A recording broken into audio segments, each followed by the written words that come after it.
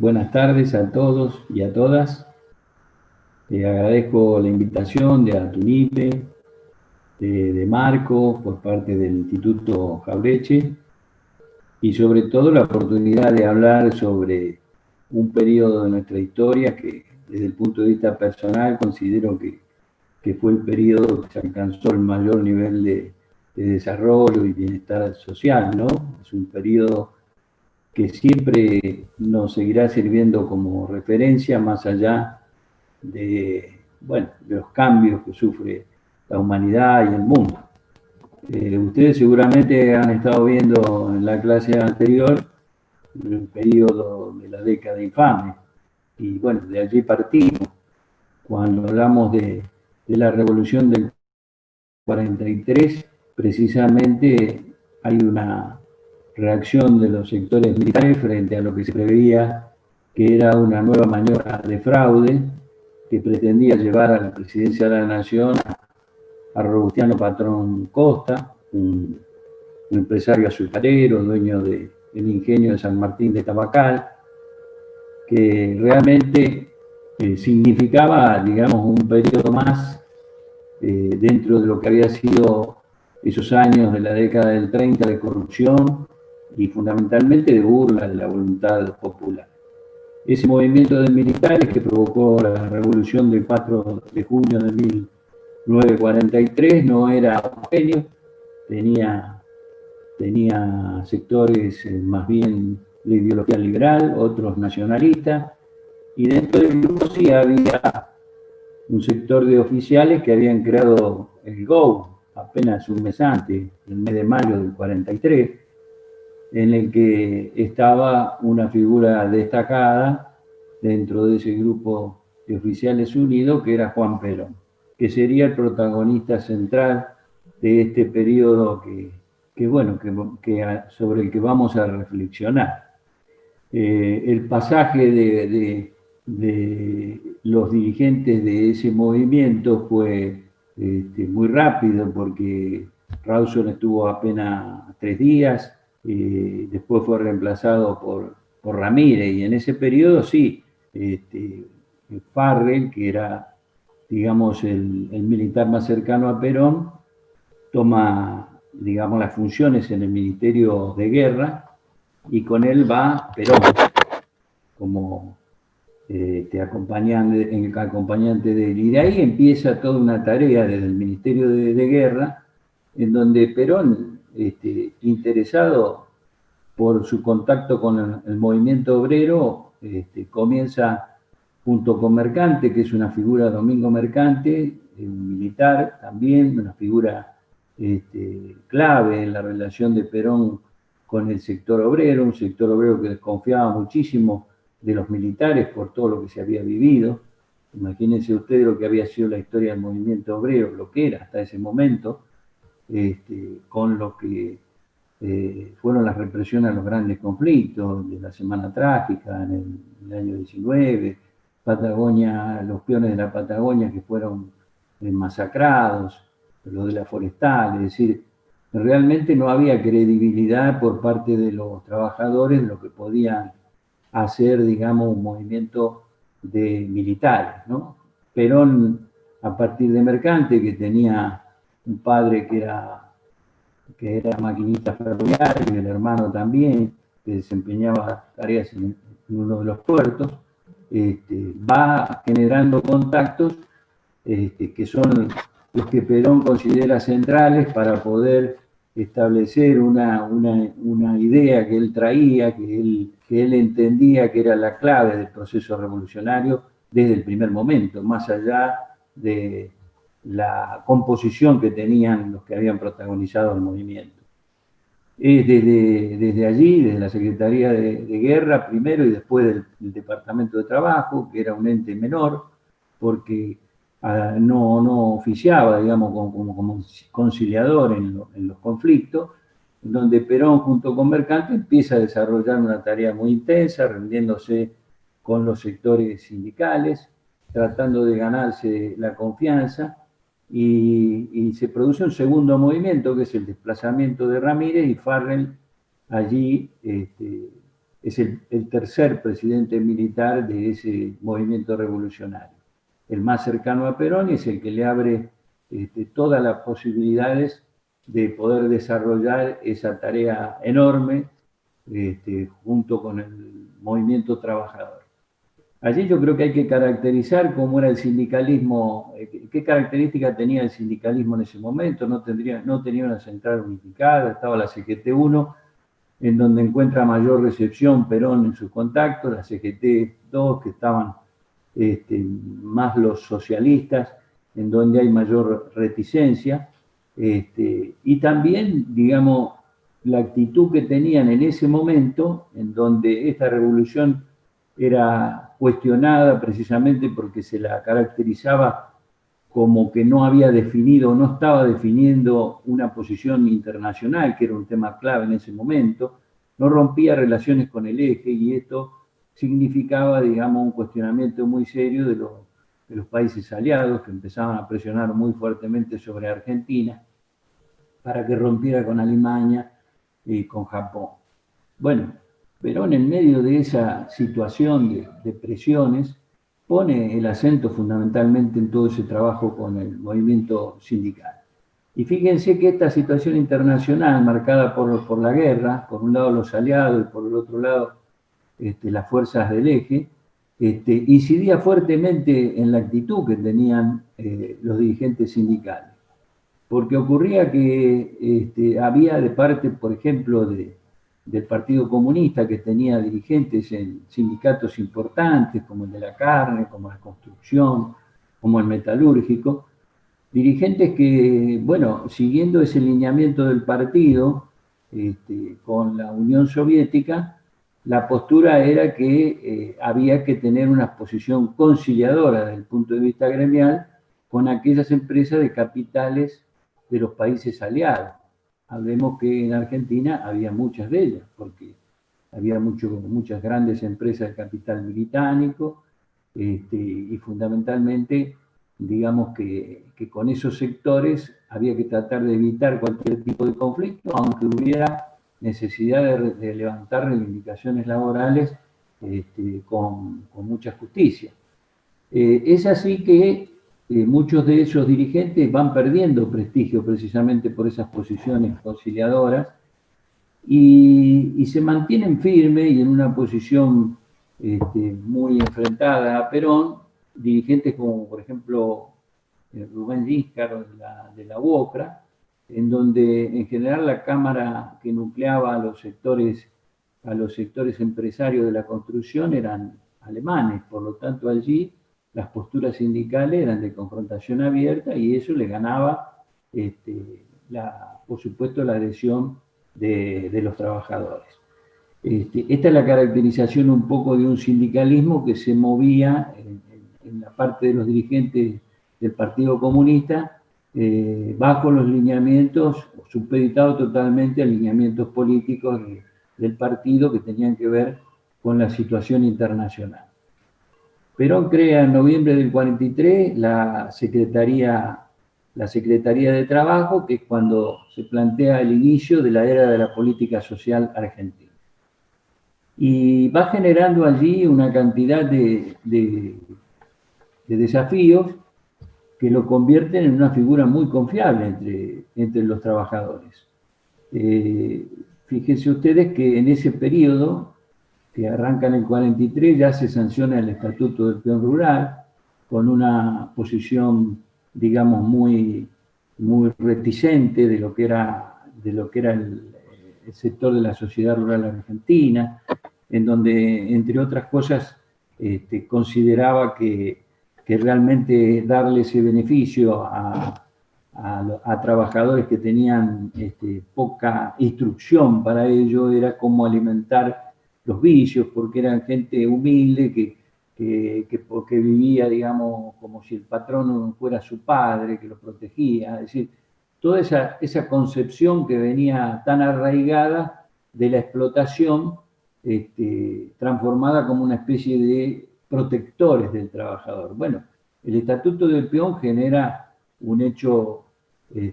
muy importante porque a uno de los sectores más postergados de la clase trabajadora le concede abiertamente los derechos, y eso genera una credibilidad muy grande, empieza a generar en el conjunto del movimiento obrero. ¿Qué plantea Perón en general en ese periodo previo al 45? ¿No? Es decir, fundamentalmente un concepto de defensa nacional que tenía que ver que un país era fuerte, marcándolo en esa situación de guerra internacional, es decir, un país era soberano, era fuerte, si podía desarrollar su potencial, su industria, y podía tener a su pueblo en condiciones de bienestar. Eso lo hacía fuerte, ¿no? Un poco el concepto de pueblo en armas, que no era un pueblo armado, sino que fundamentalmente era la movilización de las fuerzas nacionales como mejor defensa de la soberanía nacional. Es decir, que cuando un país estaba fortalecido porque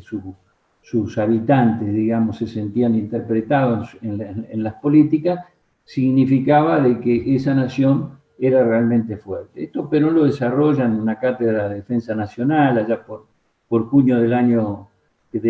44. Pero, por supuesto, que sigue teniendo la presión muy fuerte, fundamentalmente de los Estados Unidos, que venía siendo el país, digamos, determinante en lo que era la definición de aquella Segunda Guerra Mundial. Es decir, los planteos que comienza a hacer Perón significan, en cierto modo, un no alineamiento automático contra lo que Estados Unidos necesita, y comienza a presionar fuertemente. El problema era que Gran Bretaña decía, bueno, pero si rompemos totalmente con Argentina, porque Argentina no abandona su posición de neutralidad, ¿quién nos envía alimentos a nosotros que estamos en una situación de necesidad absoluta por la situación de guerra mundial que estamos viviendo? Eso generaba cierta contradicción, lo que no implicaba que realmente no existiera esa fuerte presión por parte fundamentalmente de los Estados Unidos, que después se expresaría con la postura que tiene Braden a medida que Perón va avanzando en su prestigio y se va convirtiendo en un liderazgo natural de las masas trabajadoras en Argentina. El 25 de agosto del 44 se crea el Consejo Nacional de la Posguerra,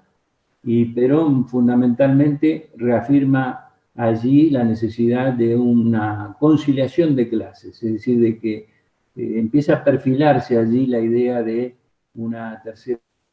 división, en donde el movimiento que él pretendía construir no era un movimiento clasista, sino que fundamentalmente era el entendimiento entre el sector del capital y el sector del trabajo. Bueno, realmente en ese periodo, brevemente, digamos, porque es un periodo determinante para todo lo que viene después, la llegada del peronismo al gobierno, se genera una cantidad de hechos con el movimiento obrero como protagonista que son claves para lo que sería después el acontecimiento fundacional del peronismo, que es el 17 de octubre del 45. Es decir, primero porque desde esa Secretaría de Trabajo Perón interviene, hace intervenir al Estado como mediador, resolviendo infinidad de conflictos en muchísimos gremios, en donde precisamente se logran conquistas laborales, mejoras salariales, mejoras de condiciones de trabajo. Es decir, todo lo que se venía negando, que aunque insistieran inclusive algunas leyes ya establecidas en el país, no eran cumplidas, eran burladas totalmente por el sector patronal. Es decir, allí se plantea, digamos, el primer avance con los empleados de comercio del tema del aguinaldo, de la jubilación, se plantea el aguinaldo, el sueldo anual complementario, y se plantea las vacaciones pagas. Imagínense todo esto lo que representaba para el sector patronal, que lanza un manifiesto, conocido como el Manifiesto de las Fuerzas Vivas, diciendo que realmente eso implicaba la agitación total, y llega a decir en ese documento de que con lo que estaba haciendo Perón, toda esa tranquilidad que en el país reinaba desde hacía 25 años, casualmente desde lo que había sido la Semana Trágica, y no dejan de nombrarlo, eran 300 organizaciones patronales, que dice Perón está terminando con 25 años tranquilidad social alcanzada después de la Semana Trágica, de la manera que se había resuelto el conflicto de la Semana Trágica. Ese manifiesto ya se produce allí a mediados del año 45, donde se van nucleando a partir de esta presión internacional y fuerzas políticas nacionales que cuestionaban seriamente a esta tercera fase de la revolución que había iniciado en junio del 43, con definiciones como fascista, como nazi, es decir, presionando muy fuertemente porque se mantenía una posición de neutralidad. Pero fundamentalmente va creciendo también la oposición o la resistencia a lo que era la política social que impulsaba Perón junto con Mercante, fundamentalmente desde la Secretaría de Trabajo. Bueno, allí nosotros tenemos como hecho histórico de esa oposición, primero el papel que juega ese hombre que aparece como embajador de los Estados Unidos, que es Braden, que es un poco el articulador de la oposición, una oposición que se compone de los viejos partidos conservadores, demócratas progresistas, el radicalismo con todo lo que había vivido, digamos, de descomposición, salvo ese núcleo fuerte que era Forja, donde estaba Jauretche, Darío Alessandro, Mero Mansi, que ese sector rápidamente comienza a prestar atención en lo que está haciendo Perón, inclusive Jauretche comienza a tener conversaciones diarias con Perón, muy interesado por esto que se percibía como una revolución nacional, ¿no es cierto? Bueno, todo ese sector de la oposición, unificado fundamentalmente por Braden, realizan una manifestación muy importante de fuerza allí por fines de septiembre del año 45, lo que pensaban, como a veces piensan hoy algunos sectores de la oposición, de que ese grupo que gana las calles es el que interpreta a las grandes mayorías, pero no percibían que había un subsuelo de la patria que ya con lo que Perón venía haciendo desde la Secretaría de Trabajo estaba totalmente dispuesto a sublevarse, y eso ocurre apenas, fíjense ustedes, menos de un mes después que ellos protagonizan una movilización que era muy importante, esa movilización de oposición. Se calcula que hubo más de 200.000 personas en la calle, en donde pedían que el gobierno fuera entregado a la Corte Suprema, fundamentalmente porque querían sacar del medio a Perón. Ese era el objetivo central. Perón, antes de caer prisionero, yo creo que hay que destacar que tiene un último contacto con los trabajadores, que es el 10 de octubre en la Secretaría de Trabajo, que es armado por un grupo de dirigentes sindicales, en donde Perón ese día anuncia la creación de los fueros de la justicia del trabajo, anuncia el establecimiento del salario mínimo vital y móvil, anuncia un aumento salarial y le dice a los trabajadores que la emancipación del obrero será obra del propio obrero, ¿no? Lo que nosotros con el tiempo un poco transformamos en la consigna solo el pueblo salvará al pueblo, es decir que la única manera de defender los derechos que se venían conquistando era precisamente por la acción de la propia clase trabajadora. Yo creo que esto ya se percibía porque el hecho del 17 de octubre es precisamente un salto en conciencia de la clase trabajadora, que inclusive supera a la propia dirigencia, porque fíjense ustedes que mientras la CGT debate si va a la huelga una vez que Perón está prisionero, prácticamente se va gestando desde abajo toda esa impresionante movilización que yo considero que gesta, digamos, una de las jornadas históricas más importantes, digamos, en Argentina. Yo la pongo como el equivalente al 25 de mayo de 1810, por dar un ejemplo, porque creo que ahí sí hubo un protagonismo popular fundamental que dio un vuelco central en la historia. Y también desde el punto de vista de cómo se concibió la democracia a partir de entonces, ¿no? Primero que era por supuesto, la democracia era una burla, se había dado un pequeño paso en los periodos del irigoyenismo, pero no era una democracia completa. Y es digamos, un 17 de octubre abre el camino a un proceso democrático que en principio se da con toda la vieja partidocracia, el viejo esquema que sostenía el régimen conservador en contra, y hay que crear un nuevo partido después de la liberación de Perón. Es decir, y ese partido lo crean los trabajadores, el Partido Laborista, y lo ponen a disposición de Perón para ir a las elecciones del 24 de febrero de 1946. Yo creo que eso es importante señalarlo, porque junto a lo que viene después, que Perón nos plantea claramente en la comunidad organizada, de que la democracia no es solo el juego partidocrático, él le llama demoliberalismo a eso, y plantea que hay que pegar un salto en esa democracia representativa, republicana y federal, convirtiéndola en una democracia social. La democracia social para el peronismo es esa democracia que después de la elección tiene una participación o abre un protagonismo permanente a lo que se ha dado a llamar las organizaciones libres del pueblo, donde el movimiento obrero, la clase trabajadora a través de los sindicatos juegan un papel fundamental. Bueno, las dificultades que Perón tiene en aquellos tiempos y que a medida que se iba avanzando en las conquistas laborales, él lo expresa, íntimamente sentía de que si no, todas esas conquistas sociales solo se podían mantener en el tiempo si se tomaba efectivamente el control de la economía, ¿no? La frase de Perón que decía, una nación que no controla su economía no tiene soberanía. Bueno, él era absolutamente consciente de que el país venía de un largo proceso de dependencia de los capitales extranjeros, controlando prácticamente todas las estructuras fundamentales que hacen a una planificación económica del país, fundamentalmente los capitales británicos. Es allí que Perón, entre medio de que gana las elecciones en febrero y que asume, que es el 4 de junio del 46, avanza, con Farrell todavía como presidente,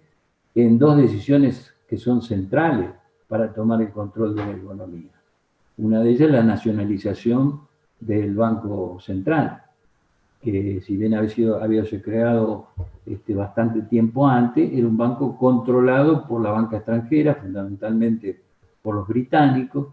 que tenía solamente 2 directores argentinos y 6 directores extranjeros, de los cuales 3 no hablaban ni siquiera el castellano, y que por supuesto toda la política financiera del Banco Central estaba orientado hacia los grupos concentrados, los grupos agroexportadores, los grandes monopolios, a los frigoríficos, digamos, los sectores en los que ellos tenían intereses directos. Bueno, ese es uno de las decisiones fundamentales que Perón toma antes de asumir inclusive el gobierno. Nacionalización del Banco Central y los depósitos bancarios. Es decir, que no expropia los bancos, siguen siendo de los capitales que fueran, pero los depósitos que allí van tienen que ser orientados a una planificación nacional, fundamentalmente a créditos accesibles a la producción y al consumo. Esta idea básica. Y el otro gran instrumento que también se crea en mayo del 43, antes de asumir, es el IAPI, el Instituto de Promoción e Intercambio, en donde le permite a Perón intervenir en el comercio exterior. Fíjense ustedes, 2 factores que si uno lo mira con el tiempo, hoy siguen siendo 2 factores determinantes, que en la política hay que tomar cuenta y hay que ver cómo actúa un gobierno sobre esos sectores a los efectos de poder planificar una política económica dentro del país. El Instituto de Promoción e Intercambio hace que el Estado intervenga a través de ese organismo en un sector clave de la economía, que es el sector agroexportador, en el comercio exterior. Es decir, allí la cadena estaba absolutamente controlada por capitales extranjeros, algo muy parecido a lo que está pasando hoy en día, lamentablemente hay que reconocerlo, en donde el IAPI le quita el manejo de lo que era la decisión de lo que valía la cosecha, y la manejaba Bunquibón, la manejaba Dreyfus, Continental, Cerealera del Plata, eran todas empresas de capitales extranjeros, y que después ellos a su vez eran los que manejaban la venta al exterior de los cereales, con lo cual al chacarero le pagaban el menor precio posible y ellos a su vez manejaban el precio internacional y por supuesto engrosaban las arcas de las multinacionales. El IAPI interviene ahí como Estado, digamos, le pone un precio más alto a la cosecha, con lo cual mejora la situación del productor agropecuario, y después es el que determina el valor de esos granos en la venta al exterior. Monopoliza el comercio exterior de cereales. Este es un tema clave porque hace que el peronismo entre en el punto central de lo que era el manejo de la palanca de la economía, como decía Perón, que era la renta diferencial agraria, es decir, donde el país tenía ventaja, también es hoy, que era en el sector agropecuario agroexportador, pero a su vez, a través de este instrumento que es el IAPI, generar una redistribución de esos recursos para el desarrollo nacional. Fundamentalmente con esta idea que les decía anteriormente de que era necesario crecer en el desarrollo industrial. Si bien había aparecido en los años 30, producto de las necesidades de la guerra, ya se había generado una industria incipiente, lo que Perón plantea es que hay que potenciar ese desarrollo industrial y consolidar realmente un país industrial, que no es contradictorio con el desarrollo agropecuario, al cual hay que tecnificar, hay que hacerlo más productivo, pero que fundamentalmente la industria era la que iba a sostener, generar mano de obra, sostener las conquistas sociales que se iban logrando, en donde fundamentalmente las mejoras permanentes del poder adquisitivo de los salarios eran un aspecto central, la defensa del mercado interno, era una política esencial que se planteaba el peronismo por aquellos tiempos. Después es importante señalar que Perón abre ese protagonismo real que planteaban en la nueva característica de democracia al movimiento trabajador. Hay desde los funcionarios que integran el gabinete, como Ángel Borlengui, que había sido socialista y era secretario general de los empleados de comercio,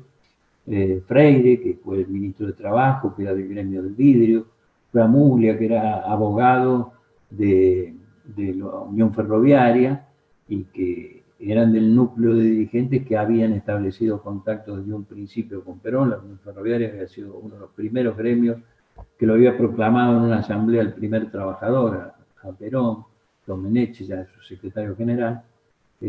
Bueno, Bramuglia era abogado de ese gremio y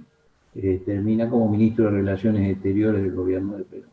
Junto a la política de los agregados laborales, que era que los representantes del movimiento obrero a su vez participaran en todas las embajadas, con esta idea de decir, bueno, el gobierno tiene como protagonista a las organizaciones de los trabajadores y busca con gran esfuerzo generar una mentalidad en el sector empresario, cosa que no resulta para nada fácil, que se apartara, digamos, de esa concepción cerrada y antiperonista que seguía marcando la sociedad rural por un lado, la unión industrial por el otro, la bolsa de comercio por el otro, todos que rechazaban abiertamente las conquistas que el peronismo había logrado, que iba logrando, que iba incentivando en la clase trabajadora, acostumbrados, digamos, a tantos años de explotar a los trabajadores, pero Perón busca generar un empresariado que entendiera esta política industrial y que de alguna manera generara una fuerza organizada del empresariado nacional que acompañara ese proceso profundo de transformación que había dado comienzo a partir del gobierno en el 46, pero mucho antes, desde algunas decisiones que se habían tomado anteriormente. Por ejemplo, la nacionalización de los elevadores de grano, que eran muy importantes para poder mantener, digamos, como serían los silos bolsa hoy, digamos, eso ya se habían nacionalizado antes del 45. O la creación de lo que eran fabricaciones militares, digamos, ya con la perspectiva de un sector del Estado preparado fundamentalmente para un gran desarrollo industrial, que después terminaría fabricando, digamos, dentro de lo que fue el IAME, las industrias del Estado, en Córdoba, terminaría fabricando desde lo que eran, digamos, los rastrojeros, hasta automóviles, hasta los aviones, Tulki 1, 2 y 3. Es decir, todo con una visión estratégica. En el empresariado encuentra algunos hombres que juegan un papel muy importante en ese primer periodo, que podríamos decir que fue el del primer plan quinquenal. Una planificación de la economía con base, digamos, en controlar esa renta diferencial del agro y volcarla al desarrollo industrial, que por supuesto vino acompañada de una catarata de nacionalizaciones en donde el gobierno tomó control de todos los sectores que eran estratégicos, desde la nacionalización de lo que eran, digamos, los teléfonos, los ferrocarriles, ni que hablar, la nacionalización de los puertos, del carbón y lo que vendría después, que son la creación de las empresas del Estado, el yacimiento carbonífero, agua y energía eléctrica, es decir, tomar control de todo ese manejo que estaba absolutamente en manos del extranjero. Ese primer periodo del peronismo, que es el plan quinquenal, lleva, digamos, al punto más alto del desarrollo de lo que fue la revolución peronista, que yo diría habría que expresarlo, o está expresado claramente en lo que fue la Constitución de 1949, el mismo año en que Perón, en una conferencia, digamos, un encuentro de filosofía, larga el proyecto de la comunidad organizada, con una validez enorme hasta nuestros días, es decir, ese concepto del respeto a la libertad individual, pero en el contexto comunitario, en el contexto de la acción colectiva. No hay, nadie se realiza en una comunidad que no se realice. En ese año la Constitución de 49 es determinante, en el año 49, porque consolida un instrumento jurídico que yo insisto, hoy que discutimos a menudo esta idea, si podemos avanzar hacia una nueva Constitución o no, a Perón le da una herramienta central, porque esa Constitución establece claramente que los recursos naturales pertenecen a la nación, que los servicios públicos deben estar en manos del Estado, define claramente la función social de la propiedad, por lo tanto, esa cuestión que podríamos aplicarla hoy, es decir, si la riqueza, la tierra genera riqueza, puede tener un propietario, pero esa riqueza debe servir al bien común. El bien común, el bienestar general, está plasmado en esa Constitución,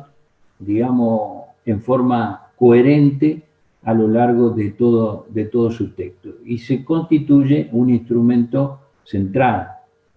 No por casualidad es lo primero que deroga la fusiladora después que lo derrocan a Perón. Bueno, a mí me parece que esa primera etapa hay que seguir considerándola con la etapa de mayor desarrollo transformador y revolucionario. Después Perón tiene, por supuesto, periodos en donde tiene algunas complicaciones de tipo económico, fundamentalmente internas y externas. Del punto de vista interno, lo que fueron las sequías. Imagínense ustedes que en el año 50, 51, ese periodo de sequía generó, digamos, dificultades muy serias desde el punto de vista de lo que era la producción agropecuaria como base de generadora de ingresos para redistribuir en este esquema de IAPI, le genera una caída enorme, pero fundamentalmente también factores externos, como por ejemplo la caída de los precios internacionales de estos productos de los que éramos exportadores, y como también acciones del imperialismo, porque por ejemplo, tanto Gran Bretaña, en donde nosotros teníamos buena parte de nuestras reservas, y utilizando, digamos, esas libras esterlinas, comprábamos maquinaria en los Estados Unidos para equipar y desarrollar la industria nacional, declara la inconvertibilidad de la libra esterlina y le genera complicaciones a Perón. Y también Estados Unidos, cuando con el plan Marshall lo deja fuera a Argentina. Siempre en esta preocupación de que Argentina no se convirtiera en una potencia a partir de este desarrollo, de planteo de desarrollo industrial que venía haciendo el peronismo. Entonces, el plan Marshall deja fuera, pone la ayuda europea, digamos, inclusive en América Latina solamente le da participación como proveedora de alimentos en un 3% de todo lo que era América Latina a la República Argentina, con lo cual desnuda esa idea de que al no lograr el alineamiento de nuestro país en su perspectiva política imperialista, hay que boicotearlo, hay que tratar de debilitarlo. Esos factores, tanto los internos como el externo, hacen que después el peronismo enfrente un periodo más agitado desde el punto de vista económico. Hoy justamente se cumplen 69 años, qué casualidad, ¿no? Pero de la segunda victoria del peronismo, aquella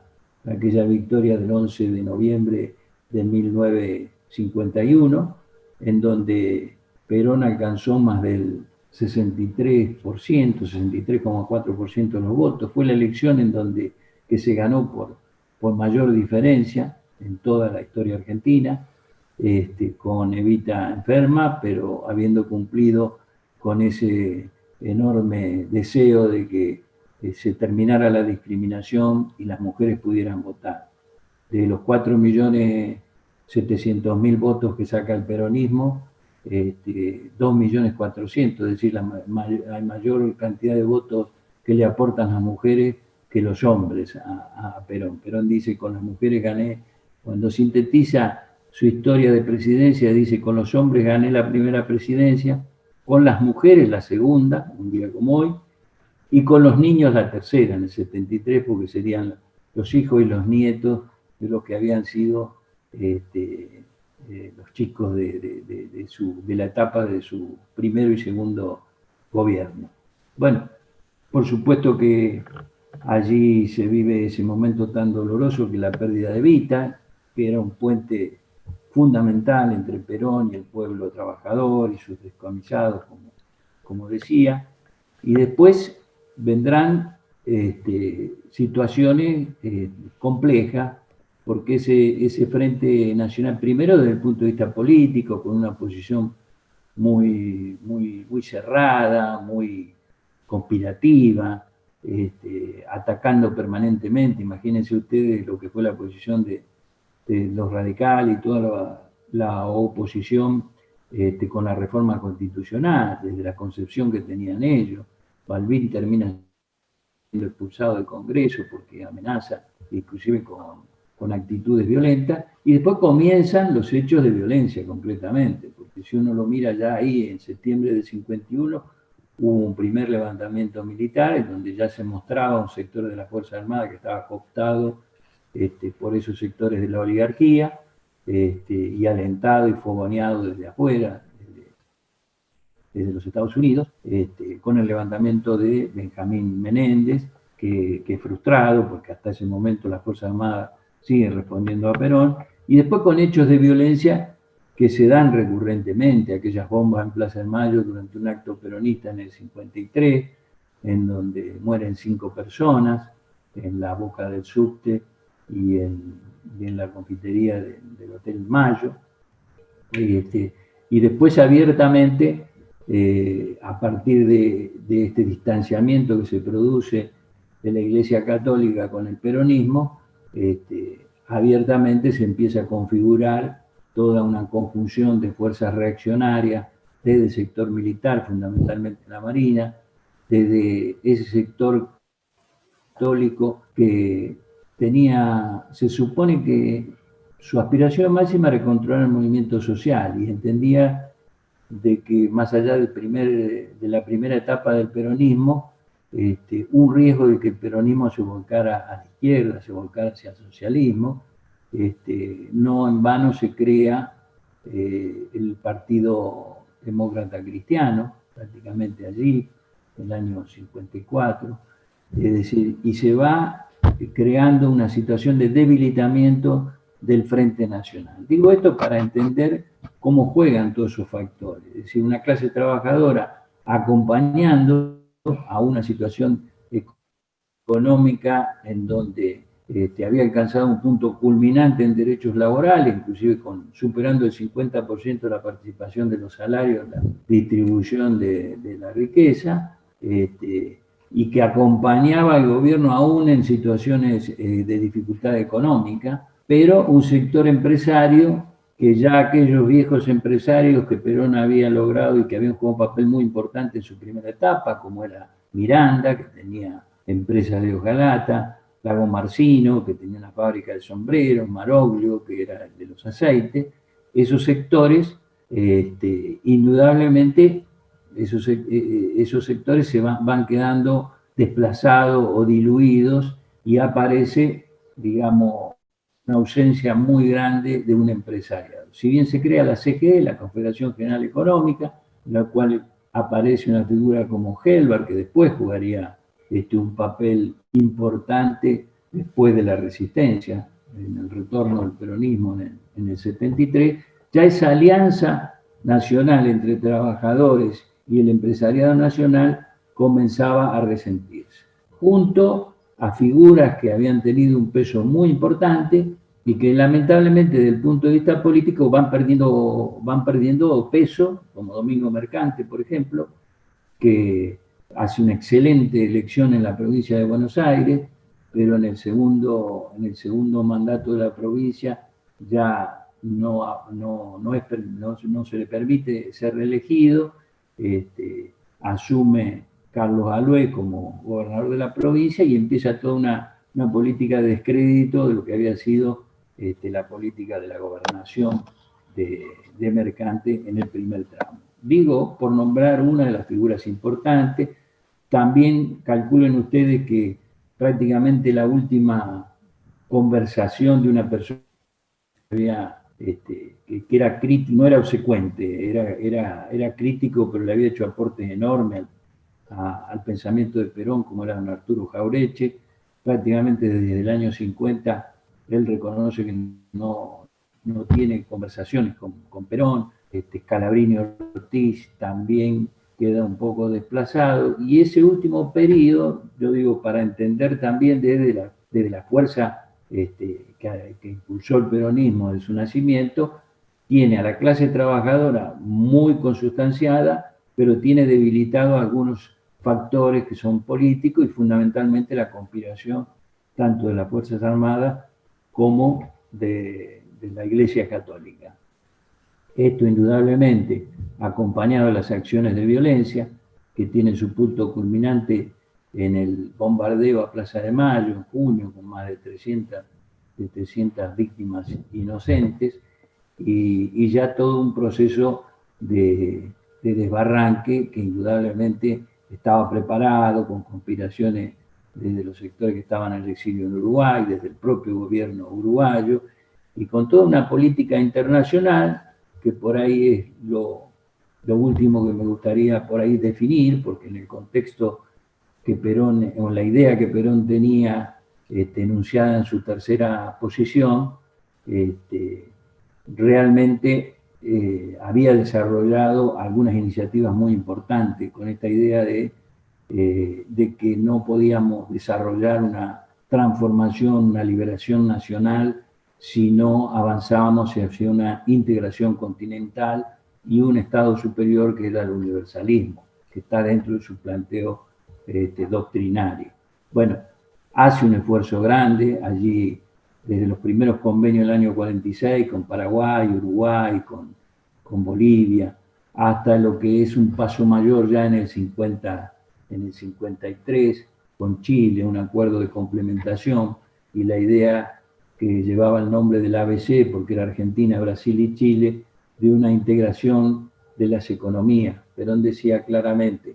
la economía argentina sola no es viable, la chilena sola tampoco, la brasilera sola tampoco, pero las tres unidas nos constituyen una potencia a nivel mundial inmensa. Y también en un mensaje en el Ministerio de Guerra, que no tuvo mucha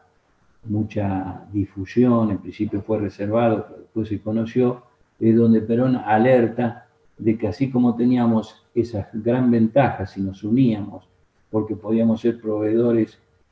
para el mundo de lo más necesario en el mundo, que es la comida, la materia prima, también íbamos a ser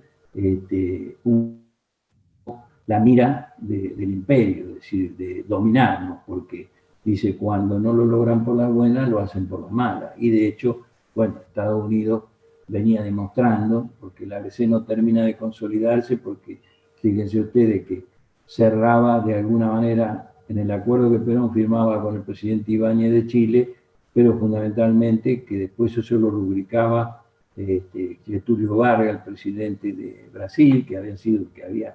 estaba desarrollando en su segundo mandato un proceso, una política auténticamente nacional, pero muy condicionado por la oligarquía paulista y por los sectores de la oposición. No llega a concretarse eso porque Getúlio Vargas termina suicidándose, producto de esas presiones, en el año 54, y Perón es derrocado en el año 55. Pero ese planteo yo creo que tiene un enorme valor